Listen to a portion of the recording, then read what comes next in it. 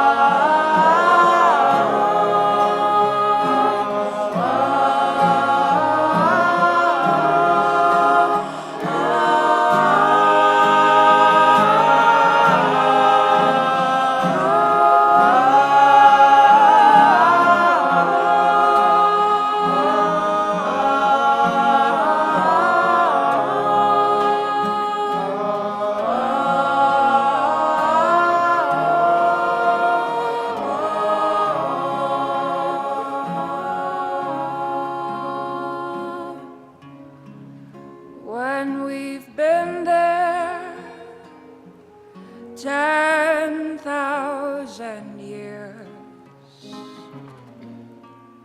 bright shining as the sun,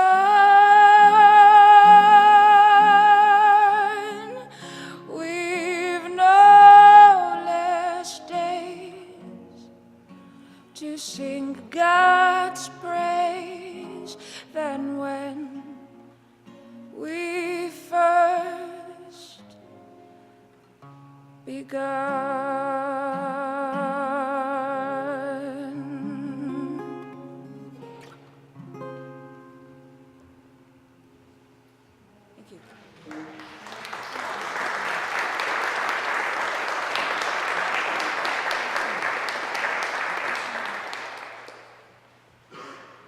Thank you.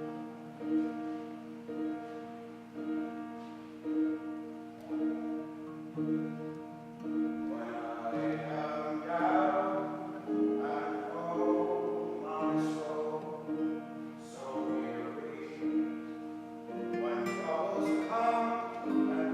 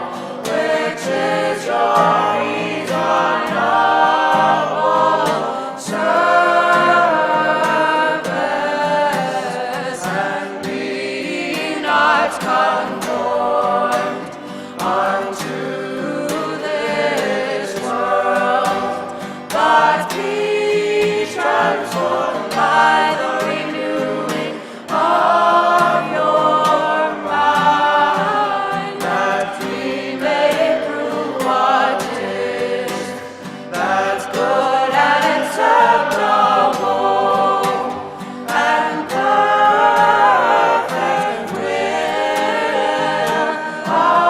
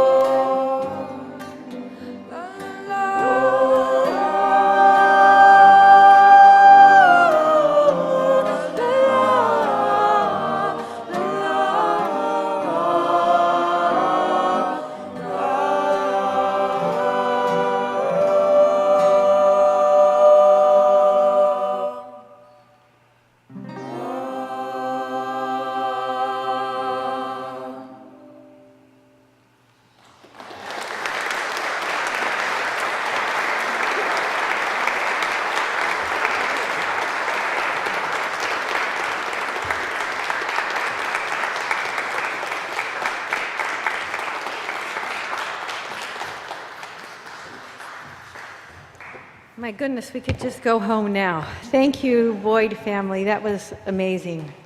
What a way to begin this event.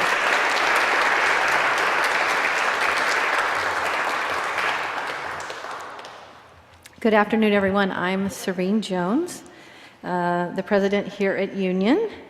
And even more importantly for tonight, I have been the very Reverend John McGuckin's boss for the last 9 years. Who can say that? That's an amazing thing. First of all, those who are sitting in the back, there are more seats up here, so you should feel free to come sit down up here. There's lots of room. It's really, I think, for everyone in this room, a bittersweet occasion. Because we gather here to celebrate. We celebrate with a deep sense of gratitude for the past 20 years of vital ministry, of rigorous scholarship, of engaged and enlightening teaching, of delightful and constant friendship, and of the remarkable, abiding Christian witness of John McGuckin. But at the same time we celebrate, we also mourn. I mourn, we mourn his departure. Yes, he is going on to write many more books. He says, maybe now I'll become a writer. As well as having time for grandchildren and house renovations and hopefully some occasionally successful fly fishing. But we will miss you, John, terribly. It is a glad and a sorrowful goodbye. So let us now join together in the prayer of invocation. Most gracious God of light and wisdom, we come humbly before you on this day to celebrate John and Eileen. We lift up our voices with songs of gratitude and thanksgiving that you have called John and Eileen into this world, and that for these 2 decades they have borne witness to your word at Union Theological Seminary, in both word and deed.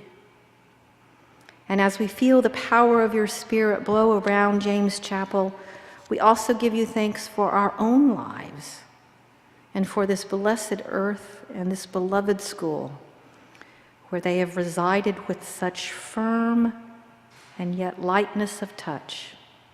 John, ever the historian, ever the present-day social commentator. God of history, we are aware today especially of time and of what it means to tell the stories of your past, the struggles and the triumphs of your people and your church. And God of the future, we offer here our lives, knowing that that past makes us committed to living faithfully into our future. We ask your steadfast blessing upon John and Eileen as they leave us. Keep them strong in faith and firm in the knowledge that their service here has been transformative and expansive. Give them health and laughter, and let them carry in their hearts our refrain of, "Oh, a job well done, O good and faithful servants." In the name of God, the eternal source and sustainer of all that is. Amen. This was an event that I kept hoping all the way up until this very day, in a total state of denial, would somehow not come to pass. How do you say thank you and farewell to people whose work will linger for years to come and whose contributions make thank you sound hollow? 20 years. I heard a story just this afternoon. It's always funny to hear John and Eileen's stories. I heard a story just this afternoon that John was outside in the yard planting a series of 13-foot trees when the call came from President Holly Hendricks asking him to join the faculty as professor of Lake Antiquity and Byzantine history. He was planting those trees with plans to stay there for years to watch them grow. And so this unexpected offer of a new job at Union came as kind of a shock. And he and Eileen made the wild decision to leave those trees and come to 3041 Broadway to be a part of this community and many other communities in New York. He confessed to me this afternoon, actually, that until he heard about the job, he didn't even know what Union Theological Seminary was. This is the humility that John always nurtures in us. But what a leap of faith, or maybe it was a leap of foolishness. Whichever it was, we are lucky that you said yes, and that you came, and that you eventually came to hold the prestigious Anne Marie and Bent Emil Nielsen chair. Or as John likes to say, he is the bent professor. And we're proud to have with us today Helmar Nielsen, who founded this chair in honor of his parents. Helmar, where are you? Yes, Helmar, thank you for being with us today.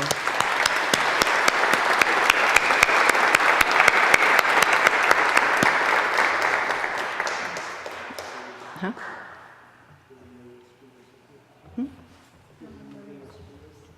Oh, where are you? Bill and Marie Spears. Oh, I didn't see you there. Where? Oh, yes, hello. I didn't know you were here also. Yes, Bill and Maria Spears, who also contributed. Wonderful to have you here this afternoon. And you slipped by me on your way in. All of you here today know what a challenge this school is. And that's part of its historic and present greatness and its unique burden. And finding faculty equipped to produce the highest level of scholarship, while also teaching 4 classes a year, directing doctoral students, being called upon also to be pastor as well as teacher, and doing so in the midst of a community of students and faculty who are as profoundly different from one another as they are feisty and restless and adventuresome and often a bit unwieldy, shall we say. And in John, we found all the parts needed. A scholar bar none, a teacher whose wit and grasp of history compels and delights, a pastor, particularly to the Orthodox community here at Union and New York, who carries the work of priesthood with a serious lightness that stuns. And here at Union, he has thrived, and we have thrived in his presence. His colleagues love him. He has told jokes that have brought many a faculty meeting to a halt with gut-busting laughter in the midst of some of our most difficult conversations. And he never loses perspective, especially when the cacophony of perspectives swirling around him would make even the strongest of hearts dizzy. He is the person you always want on a search committee. He's fair-minded and far-sighted. And because of this, I too have learned to seek his counsel on matters that puzzle me. He sees things clearly and always brings a sense of history to the matter. And along with that, and this is very important, and along with that, a reminder that history is long, it's long, it's long. And that across time, us human beings have always been eccentric and messy. And that we should never take ourselves too seriously, because all of this too shall pass, dust to dust. You notice in my comments that I've been going back and forth between referring to John and then referring to John and Eileen. So let me say a word about Eileen, who has been an essential part of this place for all those 20 years. Whether it's being dressed up as Mrs. Santa Claus, did you all know that about Eileen?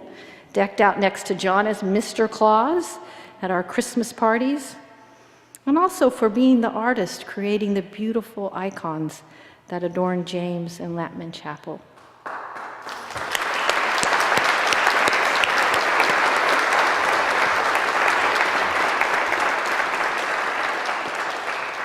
Eileen is an elegant, warm, smart woman who never arrives at a gathering without a gift in hand, and whose ability to love and encourage and tenderly support seems boundless.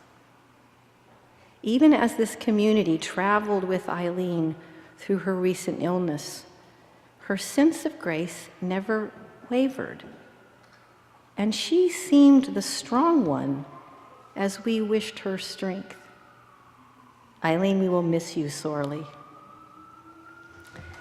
I also need to honor the model of love and companionship that the two of them have brought to this place. We've just declared ourselves a sanctuary seminary, so we've been talking a lot about radical hospitality. Well, Eileen and John, in the space between the two of you, have shown us what radical hospitality looks like in action. You have mastered the art of teasing each other in love, of humility that bears the face of humor, and of graceful moments of fellowship that illustrate for us, all of us, that joyful sense of life and love that Jesus invoked when he turned water to wine at the wedding at Canaan.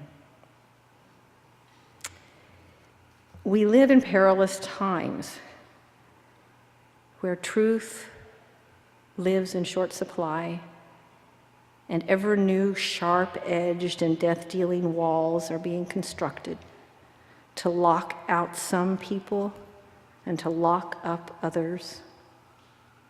But John reminded the faculty in one of our recent devotions of what it feels like to take on this challenge of being present to one another and teaching truth in humility when the entire world seems out of kilter. He reminded the faculty of what it means to carry ourselves with a sense of our smallness, our tight, intertwined bonds to each other, to the earth, and most importantly, of our utter dependency upon the grace of a God who knows no walls and whose love reaches even beyond the edge of eternity. So as you go forth, John and Eileen, I want to go back to my opening image of John, you planting those trees 20 years ago in England.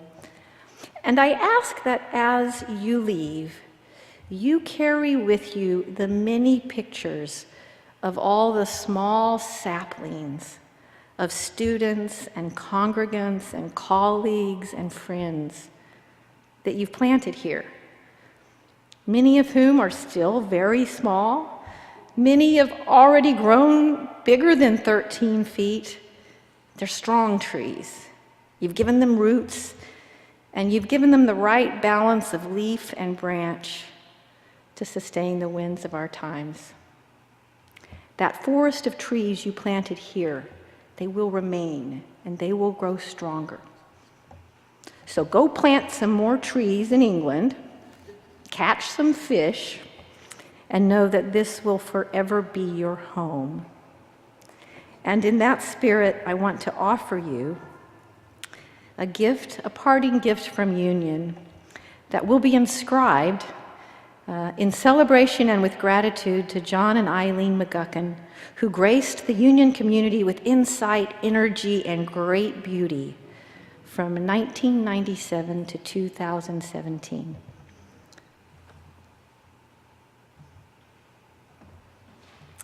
I give you a historic Union doorknob.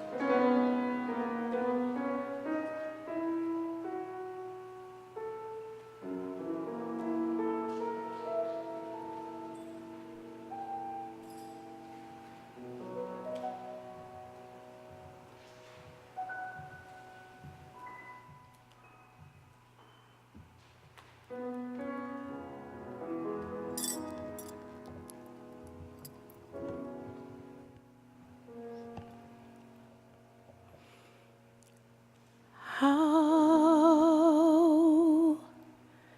can I say thanks for the things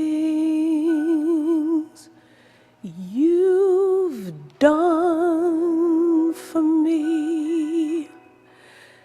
Things so undeserved that you give to prove your love for me. The voices of a million angels cannot express my gratitude. All that I am and ever hope to be, I owe it all to thee. Oh, how can I say thanks for the things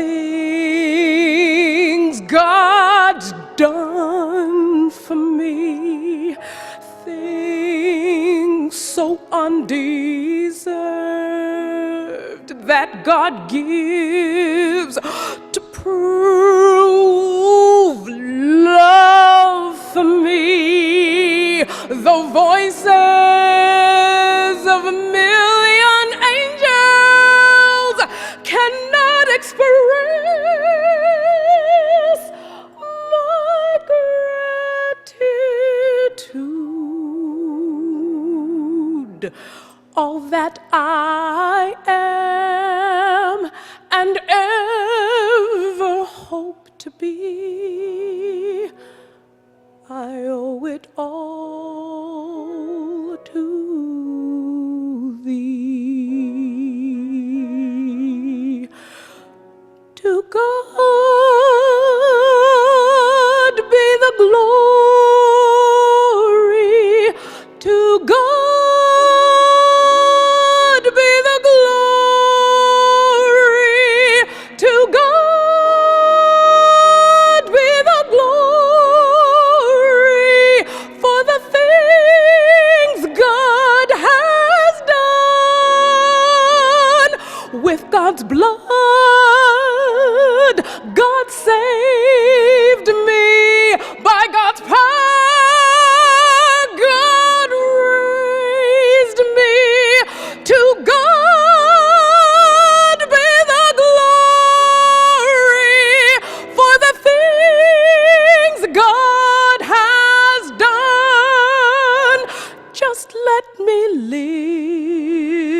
live my life. Let it be pleasing, Lord, to thee. And if I gain any praise, let it go to Calvary, to Calvary. With God's blood, God saved me. By God's power, God raised me. To my God be the glory for the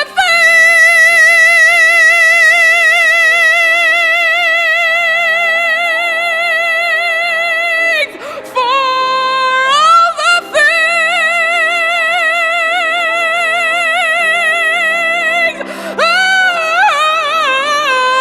for the things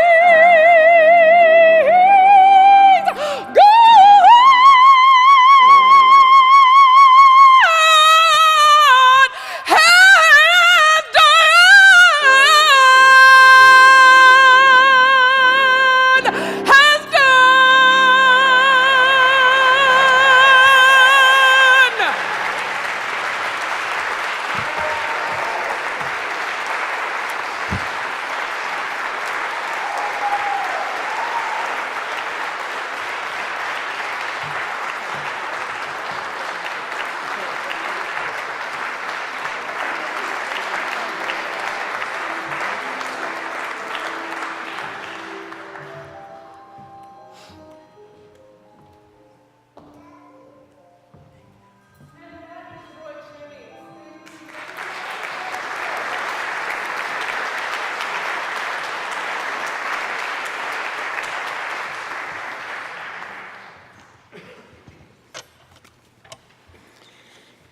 After I left the post of academic dean and provost of this institution around 1990, I thought my new duties in the Burke Library would give me a period of relative peace and quiet.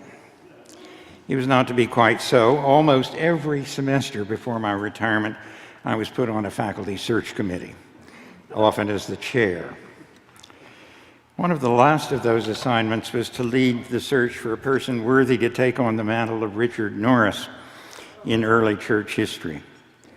I'd known Dick since we were undergraduates, and I thought his erudition and his humanity were unmatchable.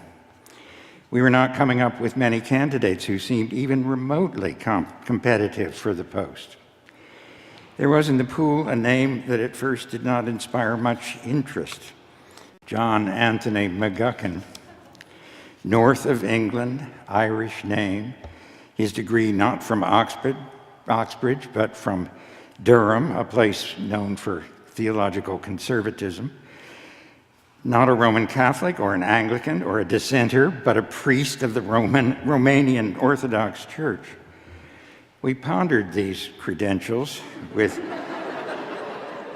some circumspection. And there was general apprehension that a person of this background was unlikely to be able to accommodate to the ethos of Union Theological Seminary, with the liberal, even radical theological tradition, with multiculturalism, radical inclusivism, feminism, gay rights. But there was something that kept drawing us back to that folder. I was going, as I often did in those days, to be in London in January, so I offered to meet with this candidate. After all, we did not need to embarrass ourselves or him by bringing a totally unsuitable candidate to New York. So John and I met for lunch in a London club, a high-ceilinged early 19th century pile in Pall Mall. Instead of a long-bearded, black-clad Orthodox priest, I met a youngish chap in a necktie and a lounge suit with longish hair and a scraggly beard. He was not averse to my offer of a glass of wine, or a second, or a third, or a fourth. We hit it off immediately. I was seeking under the surface of our lively conversation for any of the traits that I thought might not go well hereabouts. After lunch, as we went somewhat unsteadily up the long staircase to the lounge for coffee, I asked him about his perspective on feminism. John likes to tell me that he replied that he was fine with us and that I said good and changed the subject. But I can assure you that by then I had a strong sense of the right answer. So we brought John to New York. Eileen came with him, which was another revelation. She's married to an Orthodox priest and petrologist. I think we didn't really realize until after they had come to New York how talented a painter she is. And here she has become a highly esteemed painter or prayer of icons. A year or so after that interview visit, they moved into Knox Hall, into the apartment my family had occupied for 2 decades.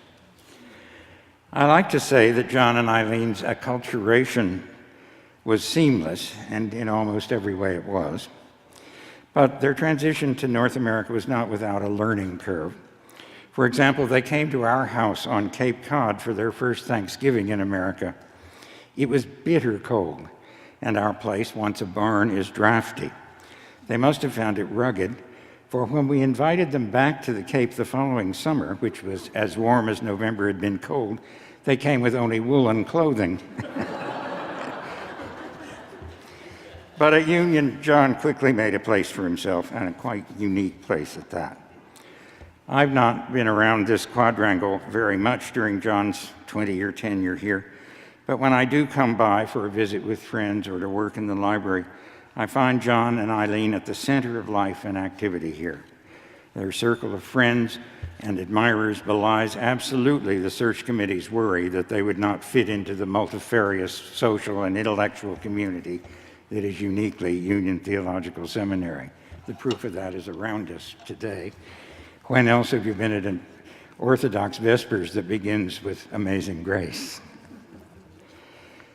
John has as well brought Union into far closer communion with the Orthodox traditions of Christianity. In Lampman Chapel, he has gathered an Orthodox worshiping community.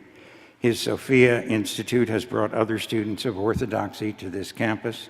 His work for the church and the academy has brought him honorary doctorates and an embarrassment of gold and jeweled crosses from the Orthodox world. From Norway to the Ukraine and its neighboring Romania, his Orthodox home, he is celebrated as a distinguished scholar and priest. His prodigious capacities for friendship and for scholarship, combined with his deep spirituality, seem to me to be an ideal embodiment of the Mary and Martha of Western and Orthodox Christianity, engagement with the needs of the world about us, and deep reflection on the divine. McGuckin and his colleague Ewan Cameron, both from the United Kingdom, have made this the golden era for church history at Union. Philip Schaff of Union first established his church history as an academic discipline in America, and John likes to point out that church history as a discipline at Union antedates the University of Oxford. Today's Union historians have brought the discipline to its highest achievement and made Union and Columbia's religion department one of the strongest centers in North America for the study of European Christianity.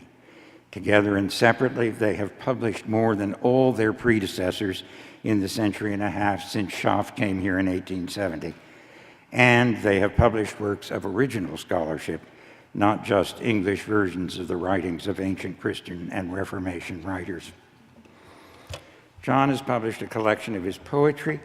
He has published on devotional literature and translated poetically poetic devotional literature.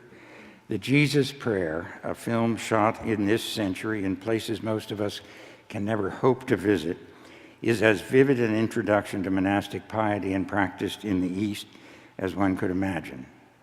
He has edited an encyclopedia of Eastern Orthodox Christianity, published handbooks on patristic topics and on origin. His major monographs include an intellectual biography of St. Gregory Nazianzen and a study of St. Cyril of Alexandria and the Christological controversy. Just 2 weeks ago, he unveiled a huge history of the first millennium of Christianity, and just today, 3 volumes of his essays. My favorite amidst this plethora of piety and wisdom is a monograph called The Ascent of Christian Law, Patristic and Byzantine Formulations of a New Civilization, which is not the typical inwardly institutional study of canon law, but argues that ecclesiastical law is a vast body of literature that universally seeks to elevate human conduct in a pastoral and compassionate way, which tried to refine the body of society with the spirit of Christ's compassion. My real world, John has said, is the juxtaposition of the seventh age of the hopes of humanity with the glimmering light already breaking through of the eighth age of the kingdom.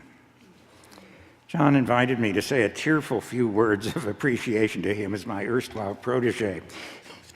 As he and Eileen peregrinate back to a village on the shore of Lancashire in northern England, where once the relics of St. Cuthbert rested on their peregrinations from Lindisfarne to Durham, we can only thank God for the gifts they have given us and shed a few joyful tears, here I go, of heartfelt appreciation, as well as sadder ones of deeply felt loss. Amen.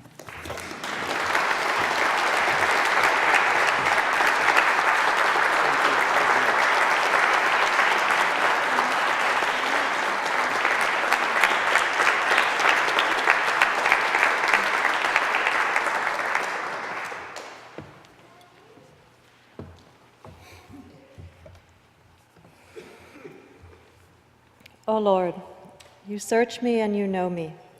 You know my resting and my rising. You discern my purpose from afar. You mark when I walk or lie down. All my ways lie open to you. Before ever a word is on my tongue, you know it, O Lord, through and through. Behind and before you besiege me, your hand ever laid upon me. Too wonderful for me this knowledge, too high, beyond my reach. Oh, where can I go from your spirit, or where can I flee from your face? If I climb the heavens, you are there. If I lie in the grave, you are there. If I take the wings of the dawn and dwell at the sea's furthest end, even there your hand would lead me, your right hand would hold me fast. If I say, let the darkness hide me, and let the light around me be night, even darkness is not dark for you, and the night is as clear as the day. For it was you who created my being, knit me together in my mother's womb. I thank you for the wonder of my being, for the wonders of all your creation. Already you knew my soul. My body held no secret from you when I was being fashioned in secret and molded in the depths of the earth. Your eyes saw all my actions. They were all of them written in your book. Every one of my days was decreed before one of them came into being. O search me, God, and know my heart. O test me and know my thoughts. See that I follow not the wrong path, and lead me in the path of life eternal.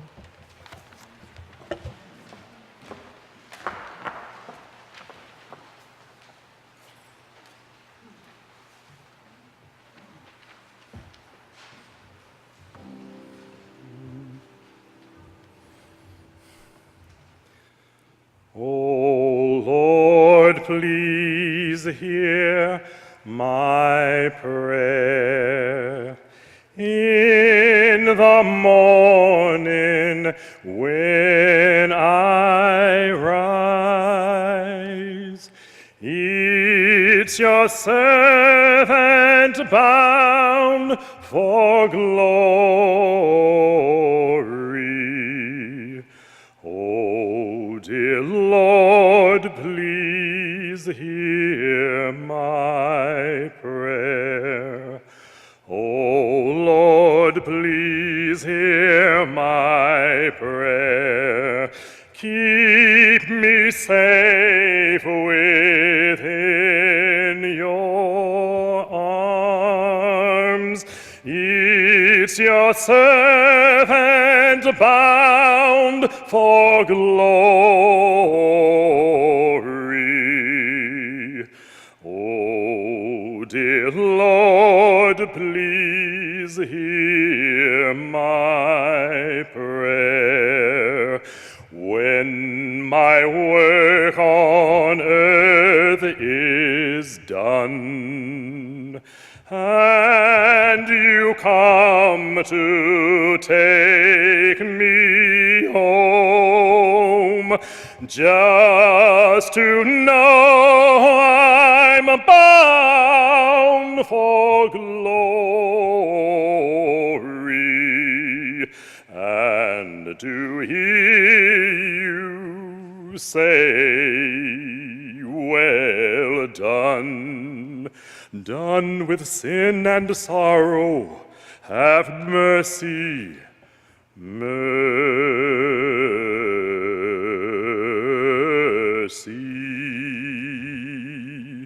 Lord God, Jesus Christ, Son of the living God, have mercy upon us. O Lord God, Jesus Christ, have mercy upon us. O Lord Jesus Christ, Son of the living God, have mercy upon us.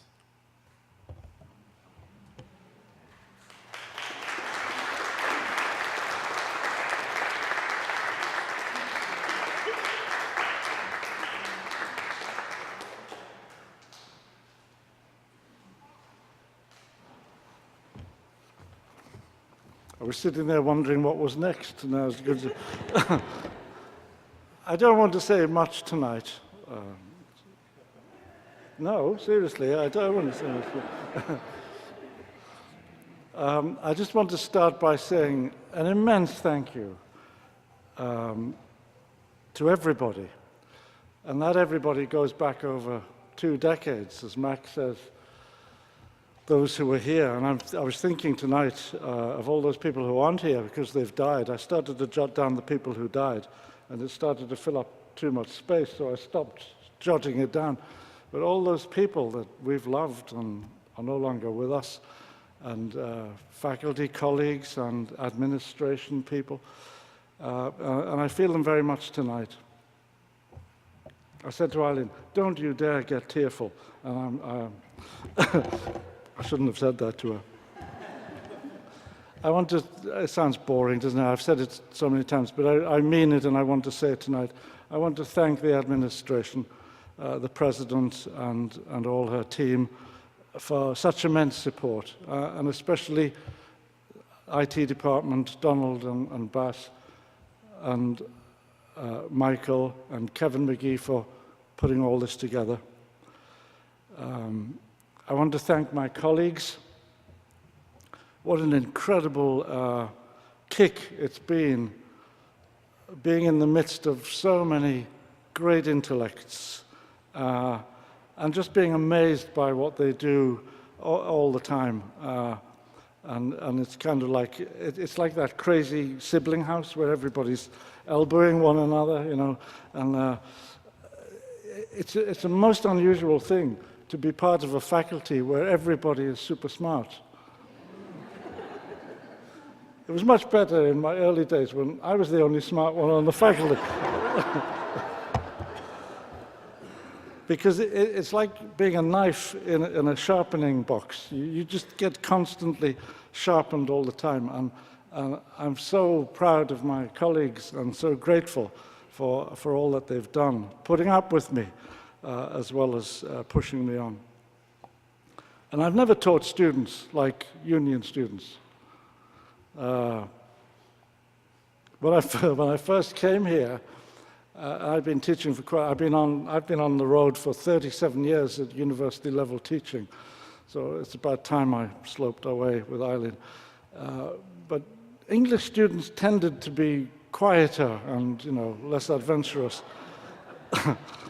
The trick was to keep them awake for the hour. And I remember the very first responses after CH 107, Introduction to Church History. Somebody's hand went up and said, "Could you describe to me how Christianity spread through the ancient Greco-Roman trade routes?" I said, "Well, not at the moment, maybe lecture 2. Okay." And I thought, I'm going to have to resign at the end of the semester. I'll hand in my resignation at Christmas and just slink away. And then I got the written exam papers, and I felt buoyed up again.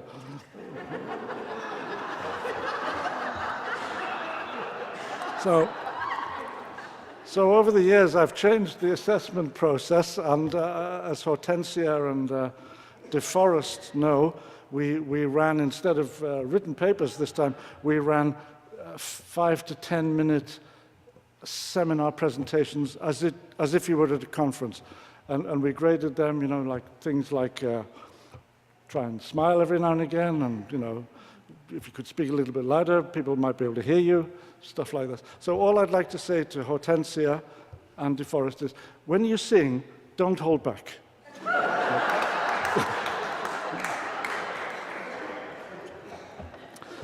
So lastly, it's been a wonderful time here, 20 years. And people are saying, it's not time for you to go. And I think in some ways it is time to go. There's a natural rhythm, and we feel drawn. I pulled poor Eileen over the Atlantic. I've made the poor old soul drag round after my career for far too long.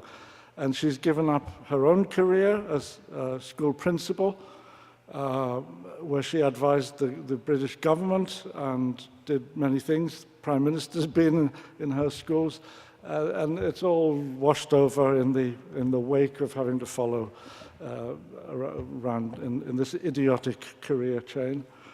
And I took her away from her family, and when we left, our children were just too old to come with us. They didn't want to come, and now they're approaching their 50s, which is bizarre because I'm only 35. And our grandchildren are 7 in number and range from 20 to 3, so it's time to catch up with a lot of things. But I just want to say a massive and heartfelt thank you to you and to all the previous generations of union, to all my colleagues, administration, facilities, staff, and multitudes of friends. It'll be very hard to leave our friends and those we love, but you'll always have a place in our hearts. And I think I want to leave you with a story. It is said that in his extreme old age, when he was a very, very, very, very, very, very, very, very old man, I'm a historian, very old man, John the theologian was brought into the church at Ephesus, and he was so old he had to be carried in to church, and he only had one sermon left. And every time they asked him, the great theologian, to speak, he would only look up and say, "Little children, love one another." And I don't know that's because he was senile or because he was incredibly, profoundly wise. And I'd like to leave that with you tonight. Little children, love one another. It's the essence of the gospel, but it's also a message to union and union students. Because when you love one another, and when you learn to care for one another, it doesn't dilute your search for justice. It gives it long-term energy. God bless you.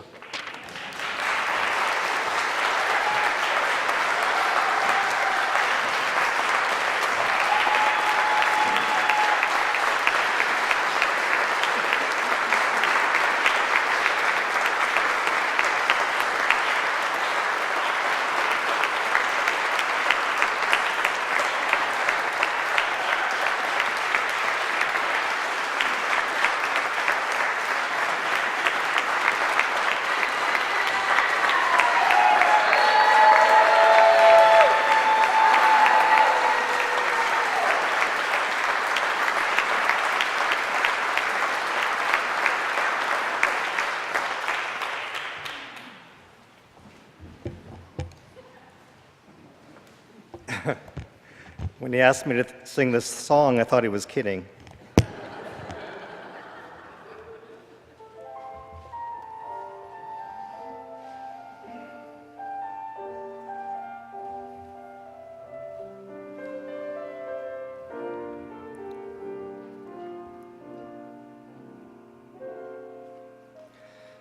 Thanks for the memory of candlelight and wine, castles on the Rhine, the Parthenon, and moments on the Hudson River line.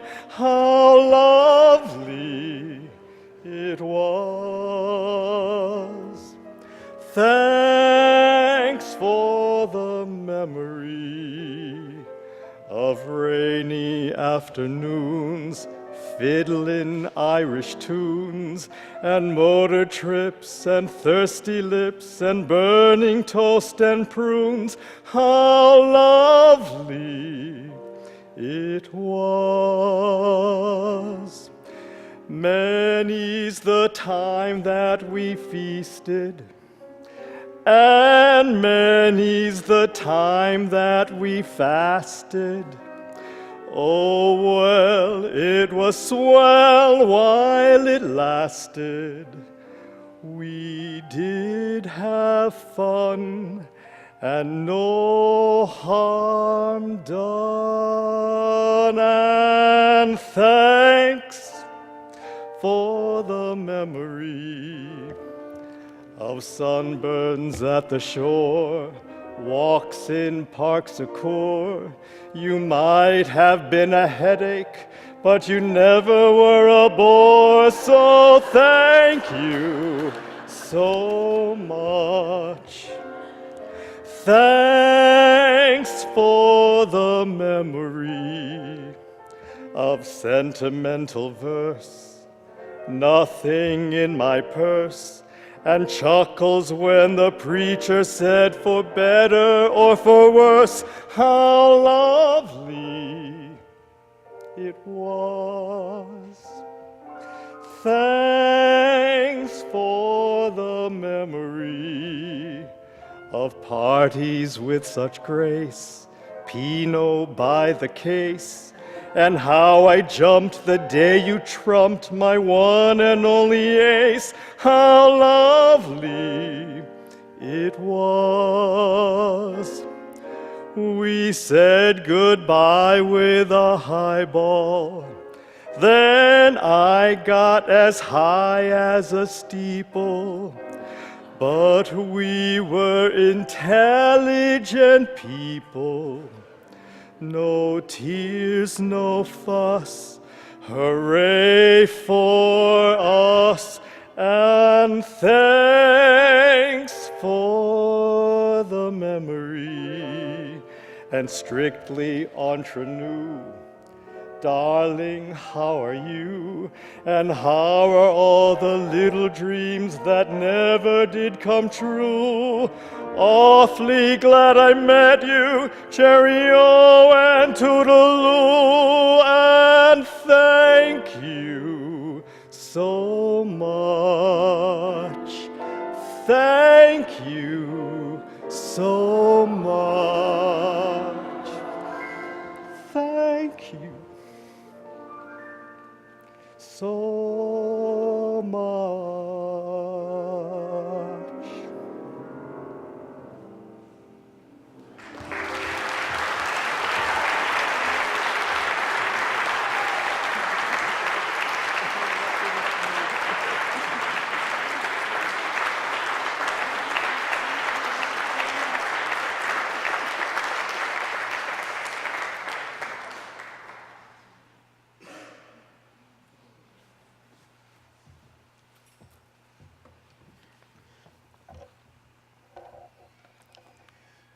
I rather like this positioning in the schedule of events, as I have to get the last word.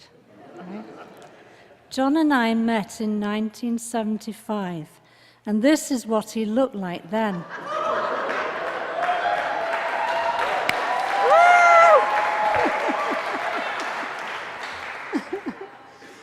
He was a guitar-playing, stick-like figure and a John Lennon look-alike. But I soon found out that there was a lot more to John than that. Our journeys together took us around the world and brought us here 20 years ago in 1997 for the position of Professor of Early Church History.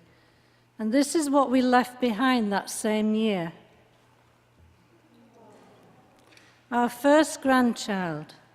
Anyone who has suffered from homesickness in the course of their lives will understand only too well how hard that can be. Through the years at Union, we have made some wonderful friends among the faculty, staff, facilities, students, some of whom have long gone from here, but with whom we still keep in contact. Some of our very dear friends from St. Gregory's Orthodox Chaplaincy, who worship in the Lampman Chapel, are also here with us today to celebrate with us our joys at being able to go back home and our sorrows at leaving behind so many special people in our lives. The Orthodox Church has been, in some ways, a bitter pill to swallow for an English lady with attitude.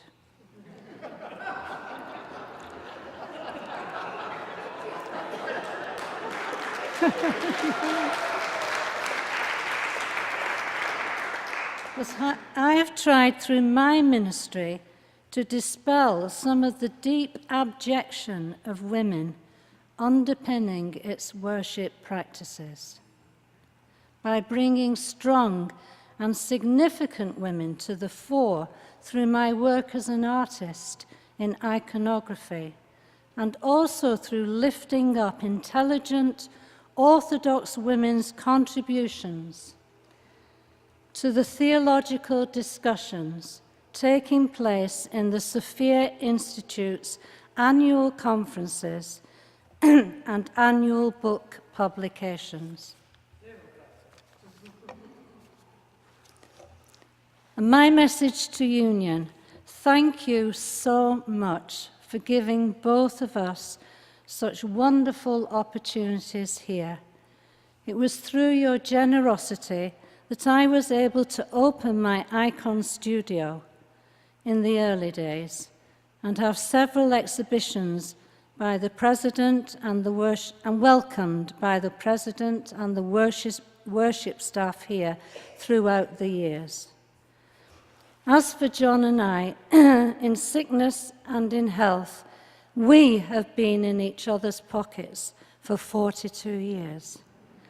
And God willing, we hope for many more years to come, back in England, mooching around together in the autumn of our days. That's it, folks.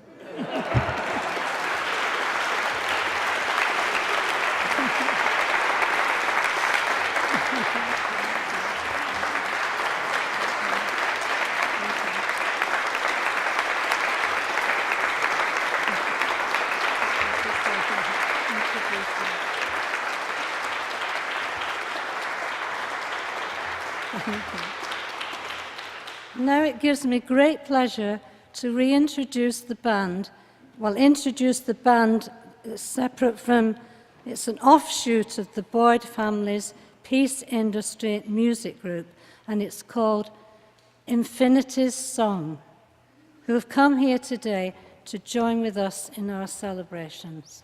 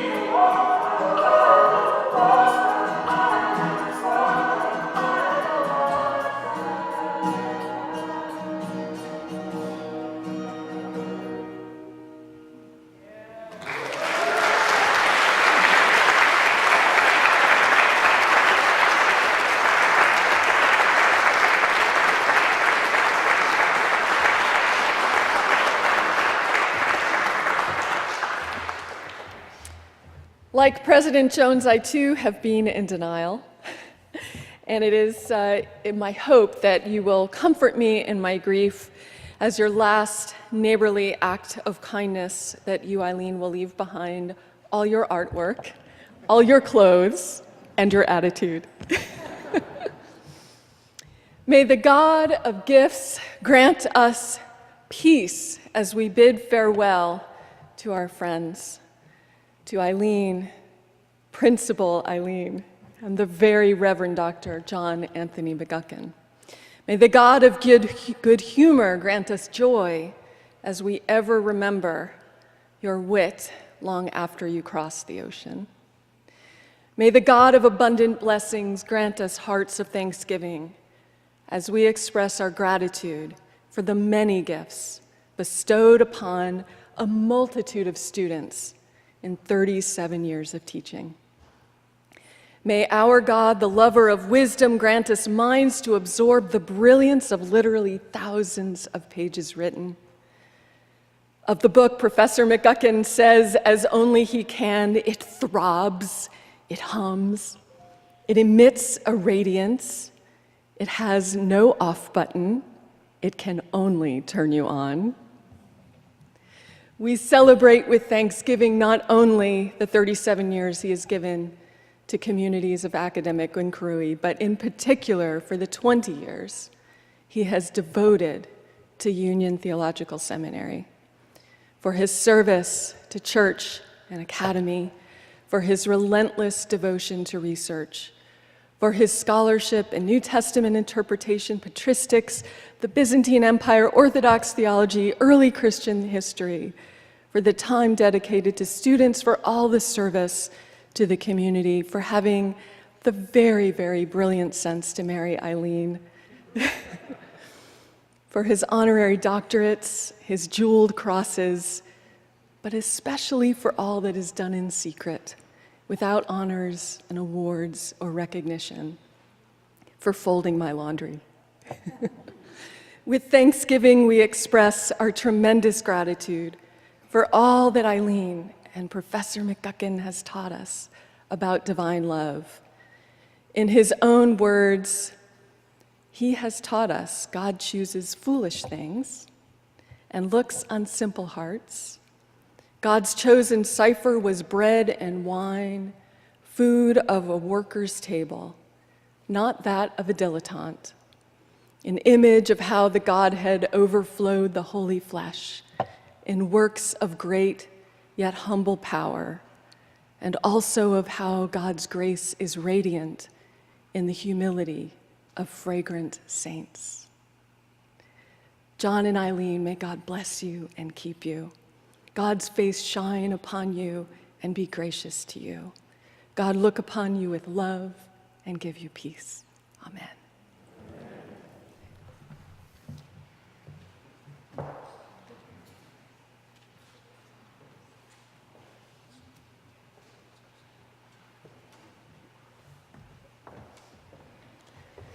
We're going to do one final selection. This final selection is entitled Guide Me, O Thou Great Jehovah.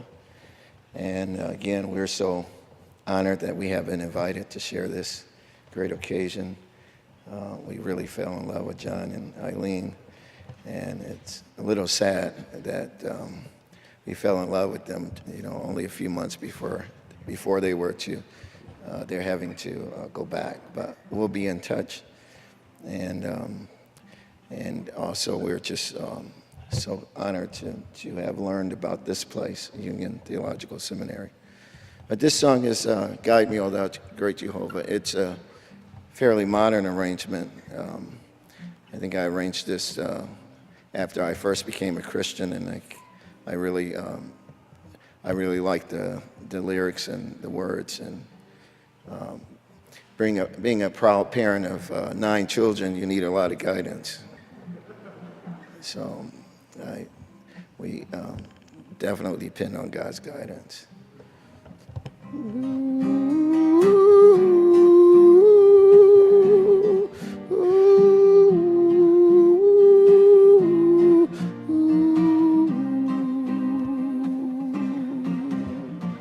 Guide me, O thou great Jehovah, pilgrim through this barren land. I am weak, but thou art mighty. Hold me where thy powerful hand. Hold me where thy powerful hand. Hold me with thy powerful hand. Open now the crystal fountain, whence the healing water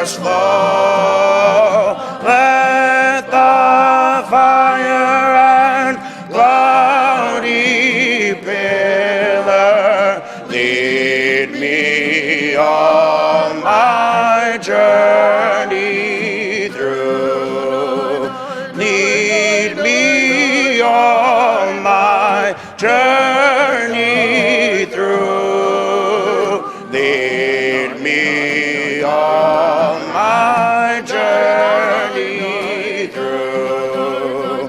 When I tread the verge of Jordan, bid my angels fierce of sight bear me through the swelling current, land me safe on Canaan's side, land me safe on Canaan's side,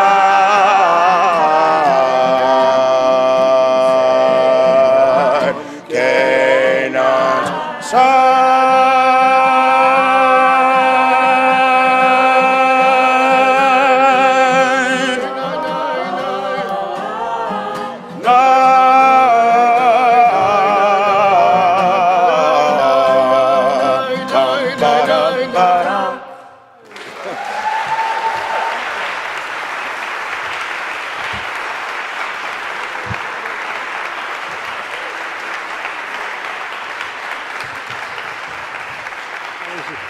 Awesome. This Jerry, so much talent. Finally get one CDs to Well, that was the recessional hymn, which is Anglo-Latin for we leave, but nobody wanted to leave. But now's the time to leave. Wasn't that awesome with people?